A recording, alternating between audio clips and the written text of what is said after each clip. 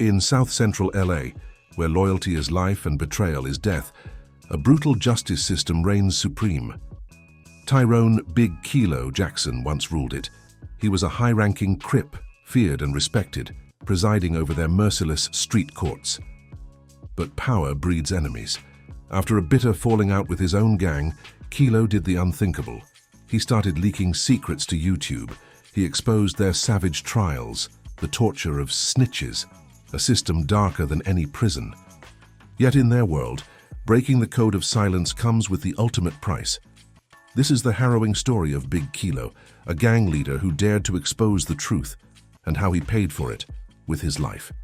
The oppressive heat of the Carson, South-Central Los Angeles. Sun beat down on the cracked pavement, baking in the scent of exhaust fumes and desperation. Here, in the heart of East Coast Crips territory, justice wasn't found in courthouses or behind badges. It was dispensed in dimly lit garages, abandoned warehouses, and the back rooms of liquor stores, presided over by men like Tyrone Big Kilo Jackson. From the moment he was a preteen, Kilo was drawn to the relentless gravity of the streets. He didn't have much else. His parents were ghosts, his home a rotating cast of relatives, and the gang offered structure, a twisted sense of family, and most importantly, power. He started as a lookout, then a runner, his massive frame and quiet intensity quickly making him stand out. Kilo was never flashy. His power was in his presence, his ruthlessness. By his early 20s, Big Kilo was untouchable. He had climbed the ranks, not just as an enforcer or a drug lord, but as a judge within the Crips' brutal street court system.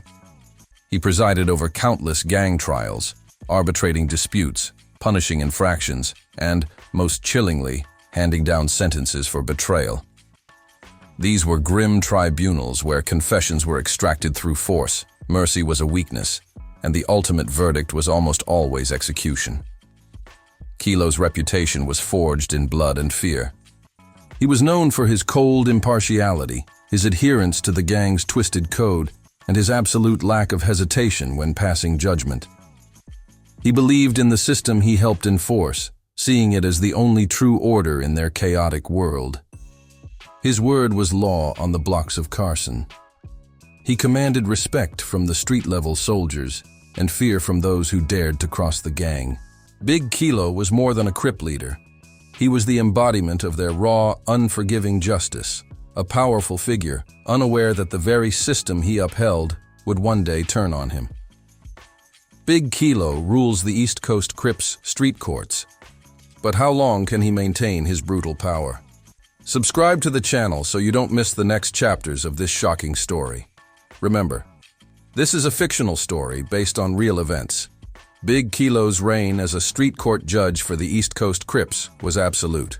In Carson, South Central, his word was law, his judgments final. He cultivated an aura of ruthless impartiality, a stone-faced enforcer of the gang's twisted code. His decisions weren't based on legal statutes, but on loyalty, perceived infractions, and the brutal calculus of maintaining power. He handled everything from internal disputes over drug turf to allegations of snitching. Kilo had an uncanny ability to sniff out deceit, extracting confessions through sheer intimidation or, when necessary, more brutal methods. He would listen to arguments, cross-examine witnesses, often terrified lower-ranking members, and then deliver his verdict with a chilling calm. The trials were often held in stifling, windowless rooms, the air thick with tension, sweat, and the smell of fear. His reputation grew with every verdict. When Kilo presided, the outcome was almost always predictable. Justice, Crip style, was swift and unforgiving. He oversaw the brutal discipline of those found guilty, from severe beatings to public humiliations, and, for the unforgivable sin of informing, swift, silent executions. He believed this harsh system was necessary to maintain order, to prevent internal collapse, and to instill fear that kept rivals and outsiders at bay. Kilo commanded immense respect from the OGs, original gangsters, and the street soldiers alike. He was a force of nature, a man who had transcended simple drug dealing to become an architect of their brutal society. His days were a constant cycle of meetings, arbitrations, and the grim enforcement of the gang's will. He lived a life of relative luxury, a king in his own brutal domain, fueled by the power he wielded. But the very power that made him untouchable also bred envy and resentment, quietly festering beneath the surface, waiting for the opportune moment to strike. The year 2014 brought a subtle, yet significant shift in the power dynamics within the East Coast Crips in Carson. The old guard, the OGs who had shaped the gang's brutal code, were slowly being sidelined by a younger, more aggressive generation. This new leadership, impatient and hungry for absolute control, viewed established figures like Big Kilo as relics of a bygone era, their wisdom perceived as weakness, their methods too traditional. Kilo, with his unwavering adherence to the old ways of the street court, found himself increasingly at odds with these ambitious newcomers. They favored immediate, brutal solutions over Kilo's more methodical, albeit equally savage, judgments. Disagreements turned into outright clashes during gang meetings, with Kilo publicly questioning their reckless moves and their disrespect for established protocols. He felt the grip of his authority loosening, the respect he commanded being chipped away by whispers and outright challenges. The tension culminated in a heated confrontation over a botched drug deal, which the new leaders blamed directly on Kilo's outdated intelligence network. The accusations were baseless, designed to undermine him, but the message was clear. His time was running out. Kilo, known for his unyielding resolve, refused to back down, leading to a public falling out that left a dangerous rift between him and the new regime. Then came the county jail stint. It was a minor offense, a parole violation that typically would have been handled with a nod and a wink for someone of Kilo's standing. But the new leadership let him go down, a clear message of their diminishing support. In the confines of his cell, stripped of his power and isolated from his domain, Kilo reflected on the betrayal. The very gang he had served, whose justice he had enforced, had cast him aside. The bitter taste of disloyalty, a flavor he had imposed on so many others, now filled his own mouth. And in that bitter resentment, a dangerous idea began to fester, to break the sacred code of silence. County jail was a crucible for Big Kilo. Stripped of his authority, surrounded by faces that once feared him but now saw only a vulnerable, isolated man, he had ample time to reflect. The betrayal by the East Coast Crips' new leadership, the cold shoulder from the OGs who once called him brother, festered like an open wound. He had lived by the code, enforced it with brutal efficiency, and now it had turned on him.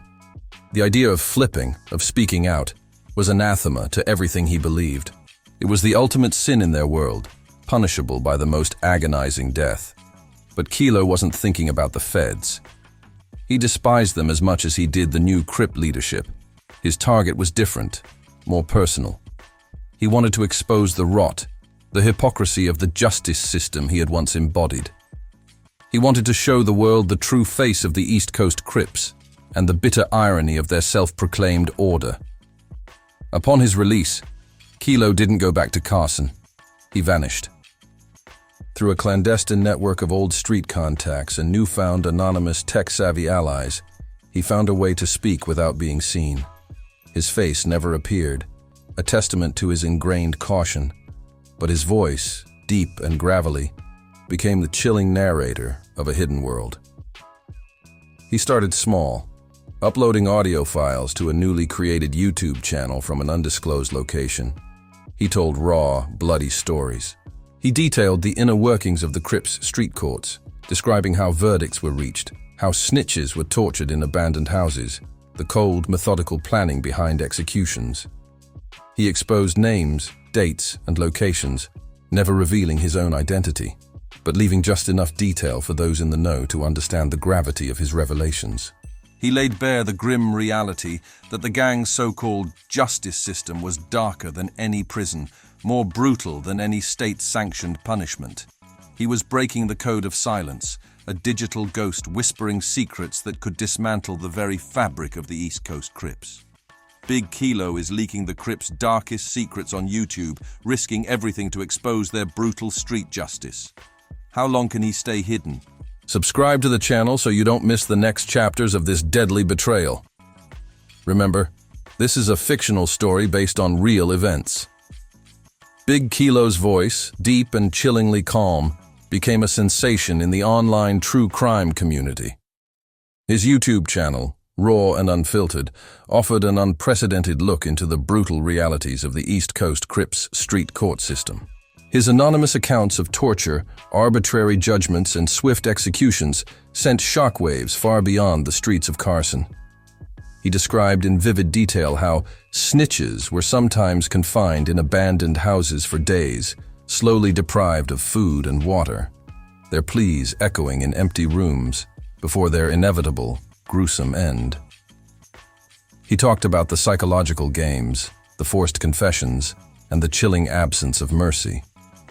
Kilo even laid bare the specific rituals of some disciplinary actions, including the use of specific weapons and methods, proving his intimate knowledge. His revelations, though shocking to the public, were a declaration of war to the East Coast Crips.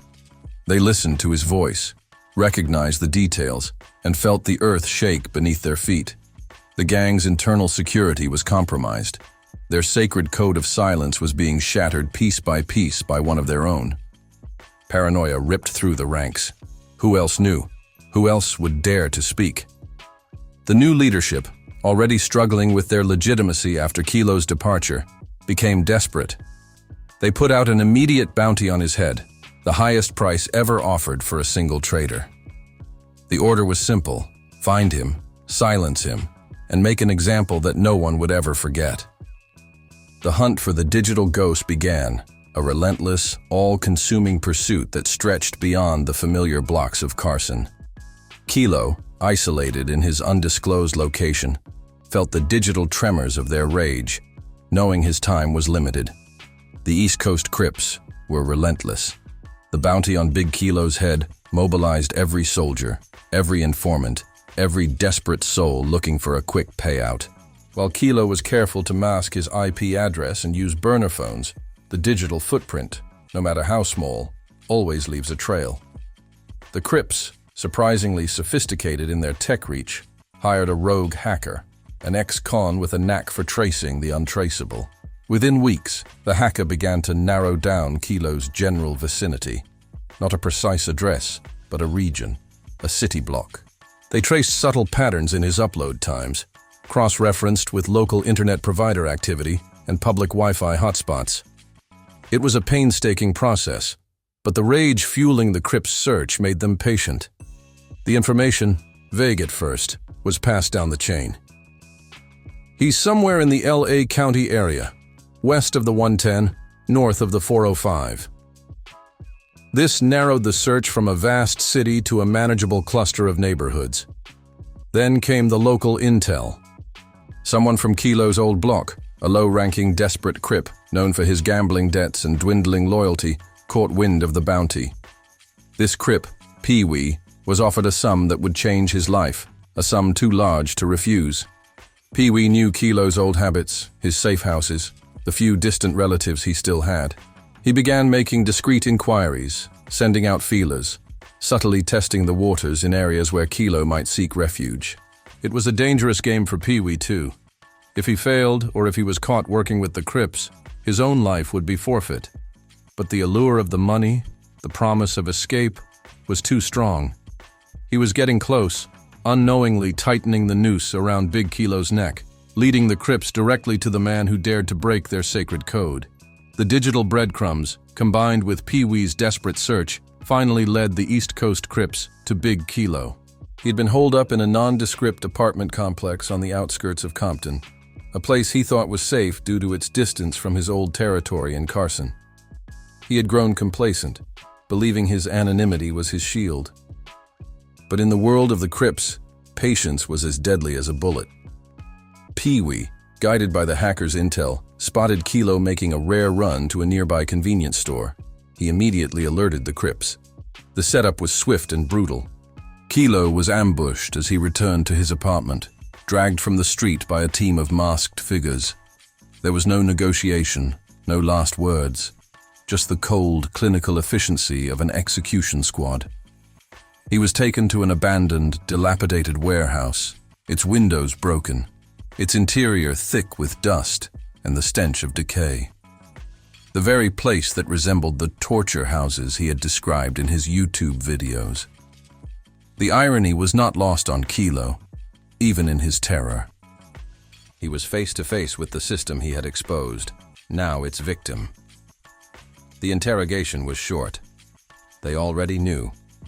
They wanted to send a message. What they did to him wasn't just revenge. It was a brutal, ritualistic act designed to instill fear and prevent any future betrayals. The screams that echoed through the empty warehouse were heard only by the brick walls, a chilling testament to the unforgiving nature of the code he had broken. Big Kilo, once the ruthless judge, was now the condemned, his voice silenced in the most horrific way imaginable. Big Kilo's anonymous exposés ended in a brutal ambush. What horrific message did the Crips send with his death? Subscribe to the channel so you don't miss the shocking conclusion of this tragic story. Remember, this is a fictional story based on real events. The news of Big Kilo's disappearance spread like wildfire through the streets of South Central, even before his body was found. Whispers of a snitch getting what he deserved started circulating, fueled by the East Coast Crips. They wanted fear, they wanted control, and they knew how to deliver it. His mutilated body was discovered days later, dumped in a dark, grimy alley near Compton, behind a forgotten liquor store, a place as anonymous and unforgiving as the streets themselves. The scene was gruesome, a stark, undeniable message to anyone who dared to contemplate breaking the code. His tongue had been cut out, a symbolic silencing of the voice that had dared to speak, and carved deep into his chest, in jagged, amateurish letters, were two chilling words: never talk. The discovery sent shivers through the community and across the internet. The raw brutality of the act was undeniable. Law enforcement launched a perfunctory investigation, but everyone knew the truth. It was a gang hit, a message killing. The message was clear. No matter how high you climb, no matter where you hide, the code of silence is absolute, and its violation carries the ultimate penalty. The East Coast Crips celebrated their victory, their authority seemingly reinforced. The online community that had followed Big Kilo's revelations recoiled in horror, the raw reality of his death eclipsing the shocking stories he had told. His final fate was a brutal testament to the unforgiving nature of the world he inhabited, a world where even a digital ghost could be hunted down and silenced, ensuring that the dark truths he exposed would remain buried in the shadows. Big Kilo's brutal death became a cautionary tale, a grim legend whispered in the alleys of Carson and throughout South Central. His YouTube channel, once a source of chilling revelations, now stood as a digital memorial, a testament to the price of defiance. No new audio ever appeared. The silenced voice of Big Kilo served its intended purpose, to reinforce the absolute authority of the East Coast Crips and the unforgiving nature of their code of silence. The gang, initially bolstered by the perceived victory over the snitch, found that the exposure, though met with brutal retaliation, left a subtle but lasting crack in their foundation. While no one dared to speak openly, the seeds of doubt and fear had been sown. Some lower-ranking members became more paranoid, questioning the absolute loyalty they once felt. The older OGs, though outwardly approving of the discipline, privately acknowledged the unprecedented nature of Kilo's defiance. Law enforcement continued their perfunctory investigation, but the case quickly went cold, as expected. No one on the streets would talk, intimidated by the brutal message carved into Kilo's chest. The media, after an initial flurry of reports, moved on to the next tragedy. Big Kilo, the man who once wielded immense power, was reduced to a mutilated corpse, his life story ending in a grim alley, a forgotten footnote in the endless cycle of gang violence. His family, those few distant relatives he had, grieved in silence, too terrified to claim his body or mourn openly. His memory was condemned to the shadows, another life consumed by the unforgiving streets. Kilo had tried to break the code, to expose the darkness, but the system he fought against proved to be more ruthless, more enduring than any single voice. His legacy was etched not in fame, but in the chilling silence he left behind. Years passed after Big Kilo's tragic end. The East Coast Crips maintained their iron grip on Carson and parts of South Central. The street court system, which Kilo had so vividly described, continued its brutal operations, seemingly untouched by his revelations. His name, once synonymous with power and then with betrayal, faded into the grim folklore of the streets, invoked only as a chilling warning. Remember Kilo, never talk. The political leader whom Kilo had exposed, if he had named one, drawing from the previous story's implicit high-level connections, remained unscathed, his influence too deeply entrenched, his power too vast to be toppled by a single snitch from the streets. The corrupt elements within law enforcement remained in place, their deals with the gangs continuing in the shadows. The system, as resilient and insidious as ever, had closed ranks around itself. Kilo's death was a brutal success for the gang, proving that their code of silence, despite the digital age, remained unbroken. No other high-ranking member dared to follow his path. The fear he embodied in life was now magnified in his death. Yet, in the deepest corners of the community, among those who had secretly listened to his chilling YouTube videos, a seed of discomfort remained. They had heard the truth, even if it was silenced. The knowledge of the gang's inner workings, their true brutality, and the dark justice they dispensed lingered like a phantom limb. Big Kilo had tried to break the cycle, to expose the hidden face of power, but his life was the ultimate sacrifice. His story is a grim testament to the absolute power of the gang's code of silence, a stark reminder that some secrets are too dangerous to tell, and that in the world of the East Coast Crips, the only way out is often in a body bag. His voice was silenced, but the echoes of his truth, though whispered, still resonate in the collective fear of South Central. Big Kilo's brutal story comes to a tragic end, but his fight to expose the Crips' street court system left a chilling legacy. If this raw and powerful narrative resonated with you, subscribe to the channel for more untold stories from the shadows. Remember, this is a fictional story based on real events.